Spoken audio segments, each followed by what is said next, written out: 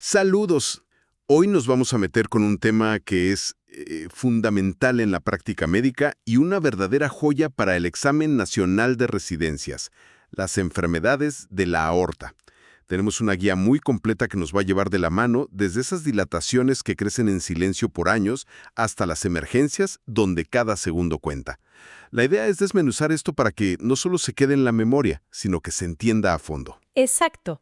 Pensemos en esto como una historia de dos velocidades, ¿no? Me gusta. Por un lado, tienes al asesino silencioso, el aneurisma, que puede pasar desapercibido por décadas. Y por otro, la catástrofe súbita, el síndrome aórtico agudo, que no te da tiempo ni de respirar.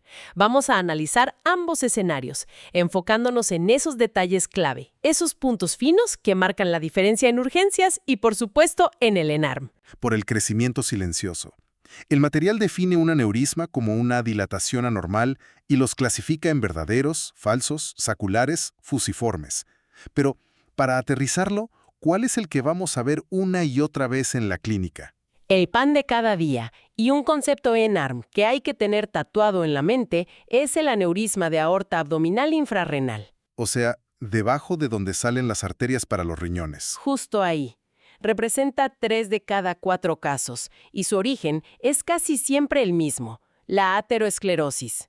Imagina al paciente típico, y las guías lo pintan muy bien.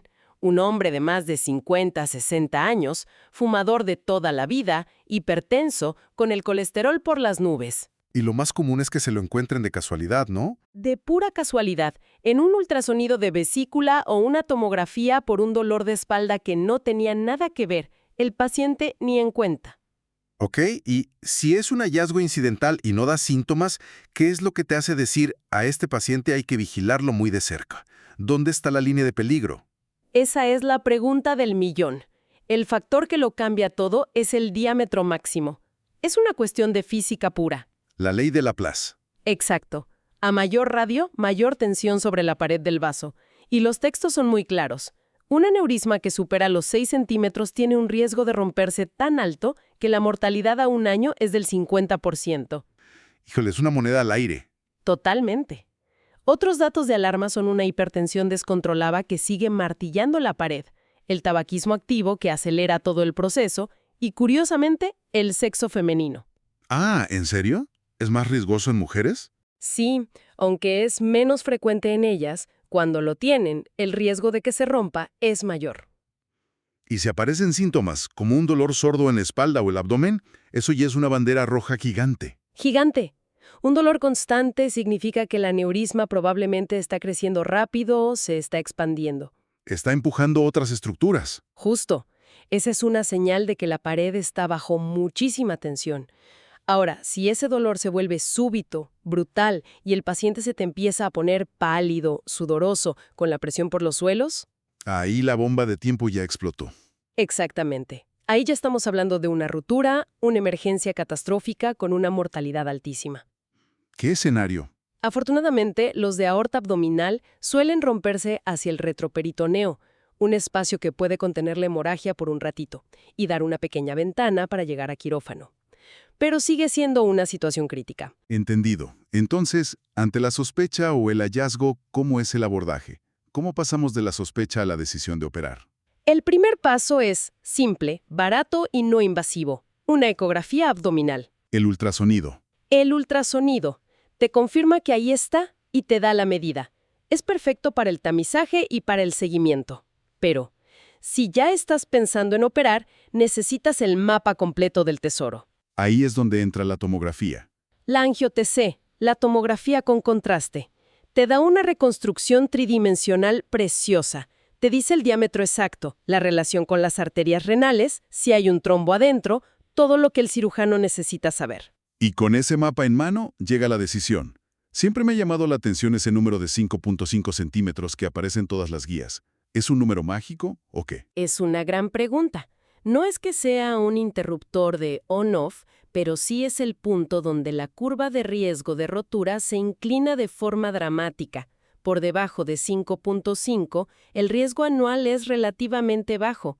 pero pasando ese umbral, el riesgo de rotura supera por mucho al riesgo de la cirugía en la mayoría de los pacientes. Por eso es el punto de corte. Por eso se estableció como el punto de corte principal. Otras indicaciones claras son cualquier aneurisma que dé síntomas, o uno que crezca muy rápido, más de medio centímetro al año. Eso te dice que es inestable. De acuerdo. Ahora, no todos los aneurismas son en el abdomen. ¿Qué pasa cuando el problema está más arriba, en la aorta que sale del corazón, la ascendente? El material dice que la causa es totalmente distinta. Totalmente. Aquí la ateroesclerosis le cede el protagonista a otra enfermedad de la pared, la necrosis quística de la media. Un nombre bastante rimbombante. Sí, suena muy técnico, pero básicamente quiere decir que el esqueleto de colágeno y elastina de la aorta está defectuoso, como una tela de mala calidad. Y cuando escuchas eso, tienes que pensar automáticamente en dos cosas: enfermedades del tejido conectivo, como el síndrome de Marfan o Ehlers-Danlos. Y la válvula aórtica bicúspide. Exacto, que por alguna razón se asocia a esta debilidad de la pared. Y supongo que si la pared es de mala calidad de fábrica, no vas a esperar a que mida 5.5 para operarlo. Ni de broma, para nada. El riesgo de disección o rotura es mucho mayor. Por eso los umbrales son más bajos.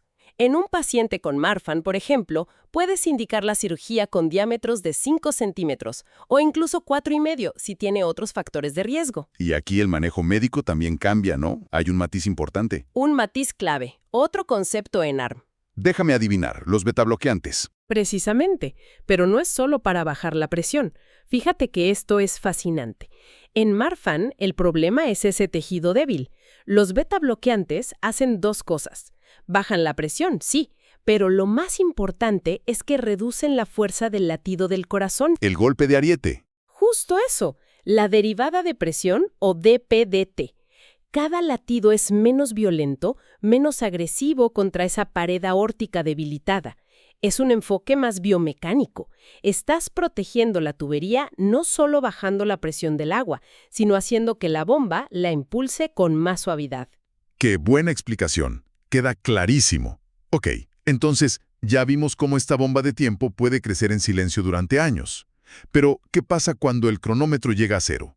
Eso nos lleva directamente al otro extremo, el escenario que todo médico de urgencias teme, el síndrome aórtico agudo. La tormenta perfecta.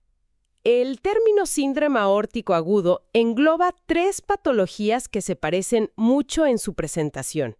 La disección aórtica clásica, que es la más frecuente. El hematoma intramural, que es como un moretón dentro de la pared. Y la úlcera aórtica penetrante. Exacto, que es una placa de ateroma que se ulcera y se mete en la pared. Pero al final del día, el cuadro clínico es lo que te pone en alerta máxima. Y ese cuadro es de libro de texto, cierto. El dolor torácico. Es inolvidable para quien lo ve. Es un dolor que el paciente describe con una intensidad de 11/10 desde el primer segundo. No es como el del infarto que va subiendo. Este explota. ¿Cómo lo describen? Usan palabras como desgarrador, transfixiante o como si algo se rompiera por dentro. Recuerdo un caso en que el paciente lo describió como una corriente eléctrica helada bajando por la espalda. Esa imagen se me quedó grabada. Impresionante. Además, el dolor tiende a migrar, siguiendo el camino por donde la sangre va rasgando la pared. Y en la exploración física hay un dato que hay que buscar a propósito: la asimetría de pulsos o de presión arterial entre los dos brazos. Si lo encuentras, tienes el diagnóstico casi hecho. Aquí es donde las clasificaciones, que a veces parecen muy teóricas, se vuelven la herramienta más importante para decidir qué hacer. Hablemos de Stanford. Si hay una sola cosa que se deben llevar de esta conversación para el examen y para la vida, es la clasificación de Stanford. Es la más práctica porque te dicta la conducta de inmediato. Es muy simple. A ver. Stanford tipo A afecta la aorta ascendente, cualquier porción antes de la arteria subclavia izquierda. Stanford tipo B no la afecta, empieza después. Esta diferencia es un abismo. ¿Por qué es tan crucial esa diferencia? Porque la aorta ascendente es la zona de máximo estrés. De ahí salen las coronarias, los troncos al cerebro. Una disección tipo A puede tapar las coronarias y provocar un infarto masivo, puede romper la válvula aórtica o romperse hacia el pericardio y causar un taponamiento cardíaco fulminante. O sea, el tipo A es una catástrofe inminente. Absolutamente. Es una emergencia quirúrgica. El pronóstico es terrible. La mortalidad es del 1% por hora en las primeras 48 horas. Sin cirugía, la mitad de los pacientes mueren en 2 días. ¡Wow! Entonces, tipo A es igual a llamar al cirujano cardiovascular mientras empiezas a estabilizar. ¿Y el tipo B? El tipo B, al no afectar esa zona tan crítica, te da un respiro.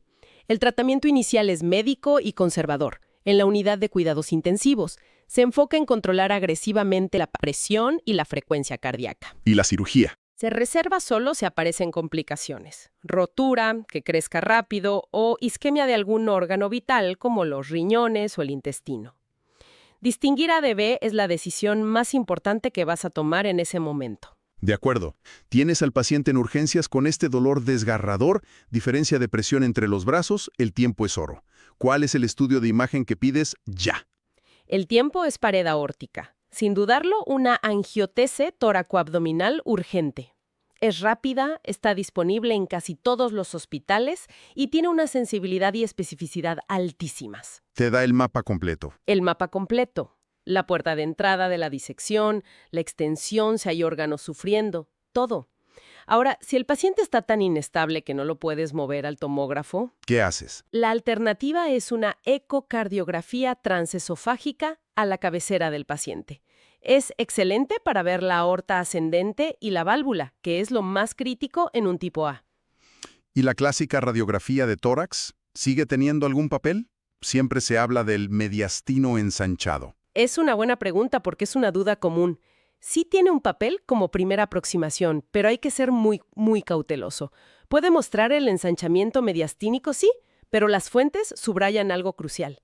Hasta en un 20% de las disecciones, la radiografía de tórax puede ser completamente normal. O sea que una radiografía normal no descarta nada. Jamás. Jamás. Si la sospecha clínica es alta, tienes que seguir con la tomografía. Ok, mientras todo eso pasa, están esos primeros minutos cruciales.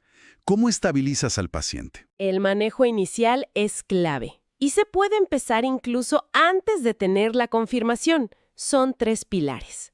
Primero, control del dolor. ¿Opiáceos? Opiáceos intravenosos, como la morfina. El dolor y la ansiedad disparan la presión. Segundo, control de la frecuencia cardíaca. El objetivo es llevarla por debajo de 60 latidos por minuto para reducir ese golpe de ariete. Beta bloqueantes. El fármaco de elección, un beta bloqueante como el labetalol. Y tercero, control estricto de la presión arterial, con un objetivo de sistólica por debajo de 120. Ahí puedes usar vasodilatadores como el nitroprusiato. Y me imagino que hay un orden para administrar esos fármacos, ¿no? Absolutamente. Y este es un detalle finísimo, de esos que preguntan en el ENARM, para ver si de verdad entendiste la fisiopatología. Siempre, primero el betabloqueante. ¿Por qué? Si das un vasodilatador primero sin haber frenado el corazón, vas a provocar una taquicardia refleja. Es como pisar el acelerador con el coche en punto muerto. Ese corazón latiendo más rápido y fuerte contra una pared ya rota es desastroso. Aumenta el desgarro. Exacto. Aumenta la fuerza de cizallamiento. Y por último, una regla de oro. La anticoagulación está formalmente contraindicada. Sería echarle gasolina al fuego. Para ir cerrando, si tuviéramos que resumir todo este universo de la patología aórtica en los puntos clave para alguien que se prepara para el examen, ¿cuáles serían? Ok, en modo telegrama. 4 cosas que no se pueden olvidar. Primero, aneurisma más frecuente es el de aorta abdominal infrarrenal, por aterosclerosis. Piensa en un hombre mayor, fumador. Segundo, La indicación quirúrgica del aneurisma abdominal asintomático depende del tamaño.